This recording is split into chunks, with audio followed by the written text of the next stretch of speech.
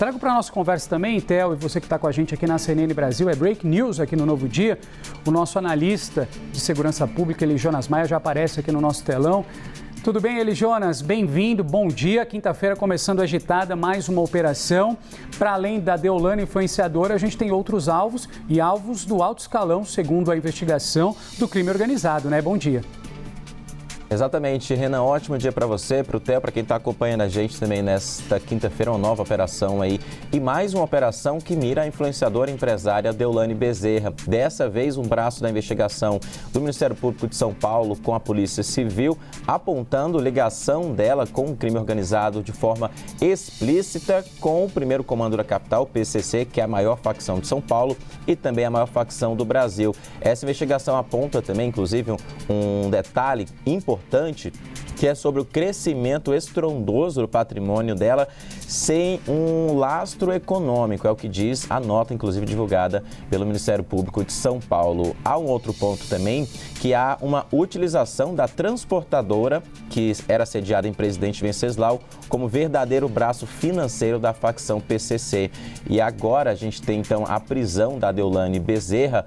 Mas, além da prisão da influenciadora e empresária, há também mandados judiciais expedidos pela Justiça de São Paulo contra pessoas ligadas ao Marcos Williams Herbas Camacho, que vem a ser o Marcola, apontado pelas autoridades como o líder do PCC. E, além de um mandado contra ele, ele que está preso, inclusive, aqui na Penitenciária Federal em Brasília de Segurança Máxima. Além dele, pessoas ligadas a ele também são alvos dessa Operação Vernix, que é da Polícia Civil de São Paulo e também do Ministério Público do Estado de São Paulo. E um ponto importante que o Theo Cury trouxe aqui é a origem dessa investigação.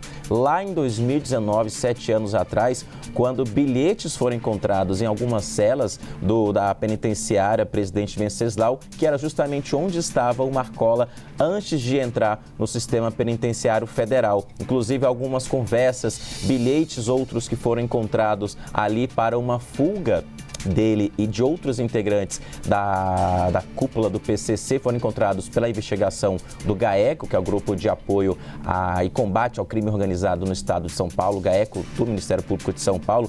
Encontraram diversos bilhetes, encontraram conversas entre alguns integrantes da facção, da cúpula da facção, e pediram naquela época, então, ao então ministro da Justiça, o Sérgio Moro, hoje senador, para que eles fossem transferidos para o sistema penitenciário federal. Então foi lá em 2019, quando tudo isso começou, quando encontraram bilhetes, que o governo decidiu transferir o Marcola e outros 20 integrantes na cúpula do PCC, que tinham papel-chave na facção, para presídios federais, tanto aqui em Brasília quanto para Porto Velho, também em Rondônia. Então foi tudo nessa época, e aí nessa nota do Ministério Público também tem esse elemento também da investigação, colocando que o material revelou elementos relacionados à dinâmica interna da organização criminosa e agora, 7 anos depois, que teria continuação com patrimônio elevado, sem rastro econômico,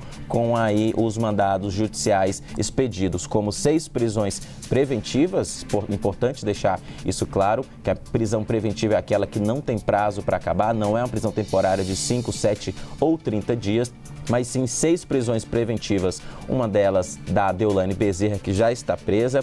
Tem também bloqueio de valores superiores a 327 milhões de reais, sequestro de 17 veículos, incluindo modelos de luxo avaliados em mais de 8 milhões de reais, e também 4 imóveis vinculados aos investigados, segundo as autoridades. Uma descapitalização do crime organizado, como estão chamando. E eu estou recebendo uma nova informação aqui também, que em relação a essa operação, Renan, vou pegar aqui exatamente em relação ao Marcola, de que, de via de regra, segundo o Sistema Penitenciário Federal, já que há um mandado judicial contra familiares dele, o que estão explicando é a autoridade, no caso o Ministério Público, envia o mandado de prisão para o Sistema Penitenciário Federal e eles efetuam o cumprimento. Geralmente não há condenação, enfim, há um mandado de prisão que é enviado para cumprimento. Não existe, então, uma operação dentro do presídio, seja para ele ou seja para outras pessoas que estão presas neste momento, com a operação ainda em andamento. Renan, Theo. Trazendo para a gente um pouquinho de novidades a respeito dessa operação nas ruas. Então, portanto, a gente está falando de 6 prisões preventivas, mandados que estão sendo cumpridos, entre eles o mandado que acabou prendendo a influenciadora Deolane Bezerra. Teocúrio, eu estava acompanhando aqui, lendo também as informações que vão chegando para a gente.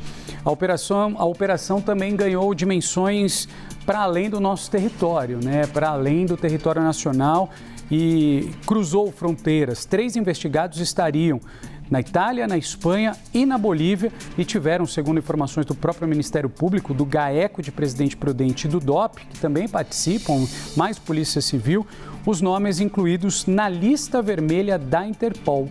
Então a gente está acompanhando informações que vão chegando a todo momento a respeito dessa operação.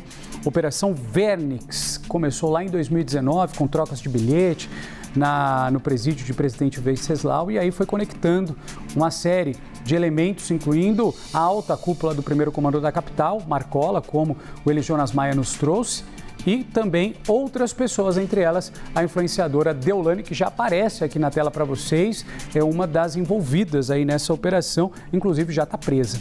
Pois é, mostra a ramificação e o alcance da atuação desse esquema criminoso investigado pelo Ministério Público aqui do Estado de São Paulo, junto com a Polícia Civil do Estado, que tem, entre outras pessoas, entre outros alvos dessa operação, a influenciadora e advogada Deolane Bezerra e também o chefe do primeiro comando da capital, ele que está preso, já respondendo por outros processos há muito tempo. Então, mostra que havia uma tentativa de lavagem de dinheiro, de ocultação e tentativa de fazer parecer que esses recursos movimentados pela facção criminosa eram, de fato, recursos lícitos, que eram recursos legais, e por meio disso eles utilizam, para concretizar isso, eles utilizam também empresas e empresas também fantasmas que eram apontadas pela polícia e pelo Ministério Público nessa operação deflagrada agora cedo. Eli Jonas, a gente está falando, como você mencionou, de 6 prisões preventivas, bloqueio de muito dinheiro, tá? A gente está falando de mais de 300 milhões de reais, sequestros de bens, né? Veículos, imóveis ligados a essas pessoas, e também agora o pedido de inclusão de pelo menos 3 investigados na lista vermelha da Interpol. Como é que funciona todo esse procedimento? O que a gente já sabe? Renan, quando a investigação não consegue o paradeiro do investigado, o endereço exato para cumprir a prisão, seja em um país, Estados Unidos, por exemplo, Portugal, Itália, França, Colômbia, aqui do lado, não tem o endereço exato, a equipe de investigação envia uma solicitação, um pedido para a Interpol, que fica na França. A Interpol analisa, então, e vê a gravidade do caso e já coloca o nome na Interpol ou não, a depender da avaliação ali do processo da rede internacional de polícias. A Interpol não é uma polícia internacional, mas sim um organismo que reúne todas as polícias do mundo. Então, precisa sempre receber, analisar para dar uma resposta à polícia que pediu. E uma informação nova que a gente tem também agora, confirmada por fontes do Ministério Público de São Paulo, é que o nome da Deolane Bezerra foi incluído na difusão vermelha da Interpol e ela estava foragida em 196 países. O Ministério Público e a Polícia Civil de São Paulo pediram a inclusão do nome dela para a lista vermelha da Interpol para ser procurada